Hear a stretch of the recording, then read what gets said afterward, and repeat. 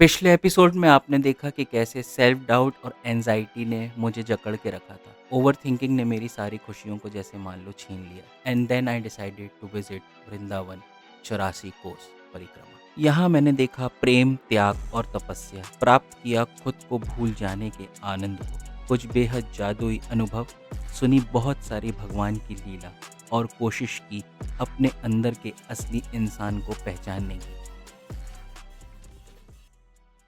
अब आगे। दूसरे दिन की शुरुआत मथुरा कृष्ण जन्मभूमि से हुई, जो कि नो कैमरा जोन है।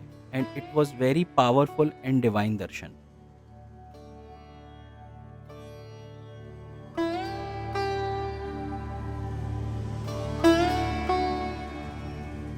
पहले दिन की थकान और दूसरे दिन की एक्साइटमेंट बॉडी प्रोसेस ही कर रही थी, और यमुना जी के किनारे ये वॉक एक मैजिकल एक्सपीरियंस था। मन से बस एक ही आवाज़ आई, जिसने जीवन की पतवार भगवान को सौंप दी, उसका जीवन सागर की लहरों के बीच भी एक शांत और सुरक्षित यात्रा बन जाए।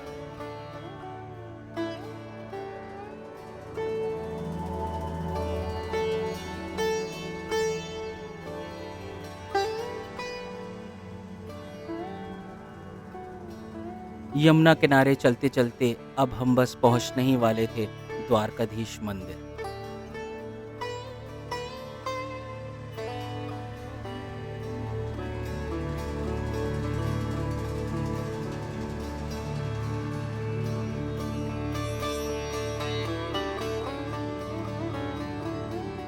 द्वारकाधीश मंदिर ग्वालियर के एक धनी व्यापारी सेठ गोकुलदास पारिक ने इस मंदिर का निर्माण करवाया था, जो आज मथुरा के प्राचीन मंदिरों में से एक है।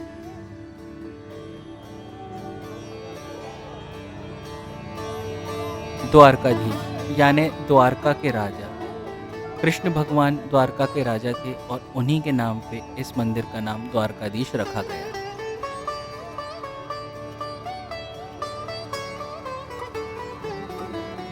इस मंदिर की सेवा पूजा का अधिकार वल्लभाचार्य जी संप्रदाय के पास है, और कांकरोली के महाराज यहाँ की व्यवस्था संभालते हैं।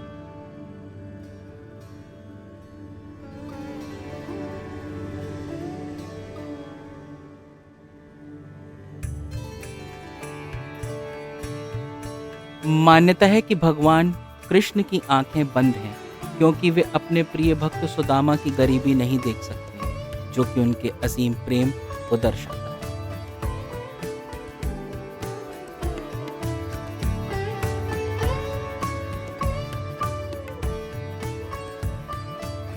हर साल श्रावण मास में 13 दिनों के लिए कृष्ण राधा को सुंदर झूले में सजाकर विशेष दर्शन कराए जाते हैं, और ये यहाँ का मुख्य त्योहार माना जाता है।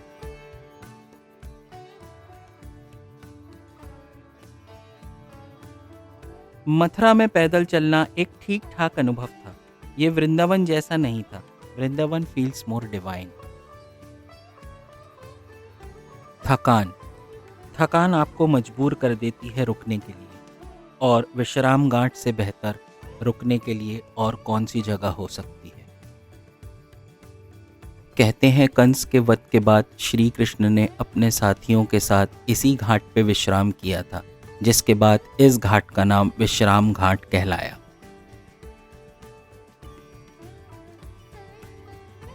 एक मान्यता ऐसी भी है कि भगवान राम के भाई शत्रुघ्न ने भी इसी घाट पे आराम किया था।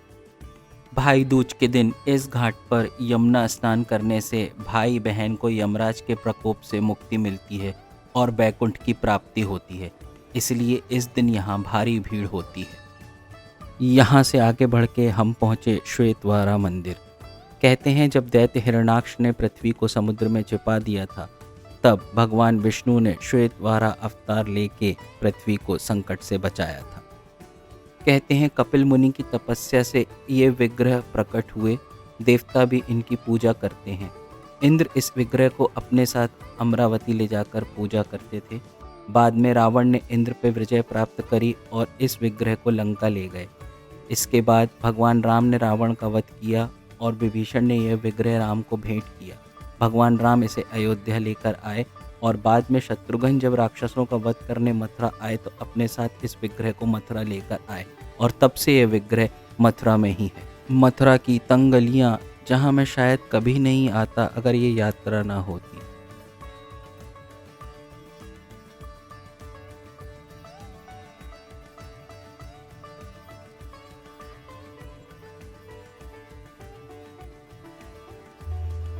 शरीर की थकान की जगह अब मन के उत्साह ने ले ली थी और ये टेक्निक मैंने यहीं आके सीखी।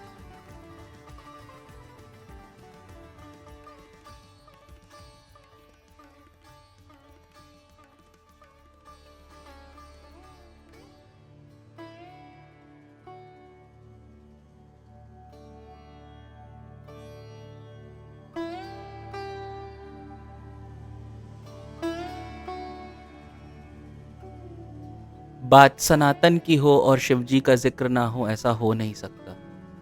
तो पूरे दिन की थकान के बाद धीरे धीरे चलते चलते हम पहुंच गए भूतेश्वर महादेव।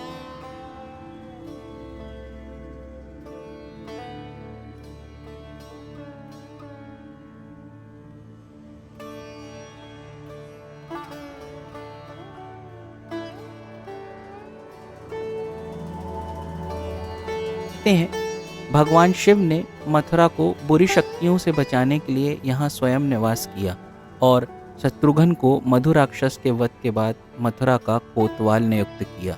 एक अन्य कथा में जब भगवान राम के छोटे भाई शत्रुघ्न को लवणासुर नाम राक्षस का वध करना था तो महादेव के दिए हुए वरदान के कारण उन्होंने महादेव के ही निर्देश अनुसार पूजा करके लवणासुर नाम राक्षस का वध किया, जिससे मथुरा की स्थापना हुई। यह मंदिर मथुरा के सबसे पुराने मंदिरों में से एक है और इसे शक्तिपीठ भी माना जाता है, जहां माता सती के केश गिरे थे।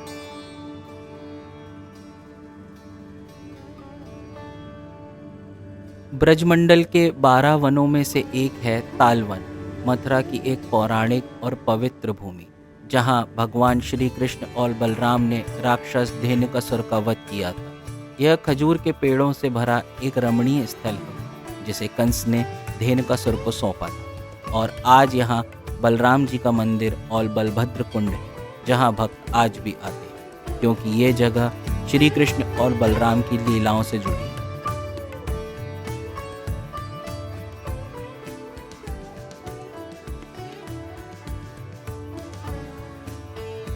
दिन खत्म होने को था और मैं पहुंचा बात ग्राम में। ये राधा वल्लभ संप्रदाय की तपोस्थली है। यहाँ श्री हित हरिवंश महाप्रभु का जन्म हुआ और ये स्थान बहुत ही जीवंत, जादुई और हर मायनों में रूहानी था।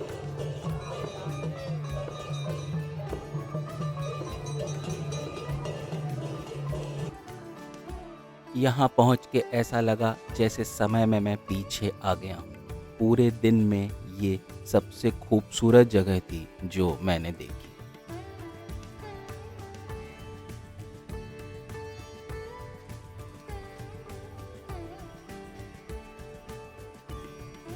यहाँ मैंने राधा रानी की अष्ट सखियों के दर्शन भी किए और दिन को एक सुखद और कभी न खत्म होने वाले आनंद से भरा।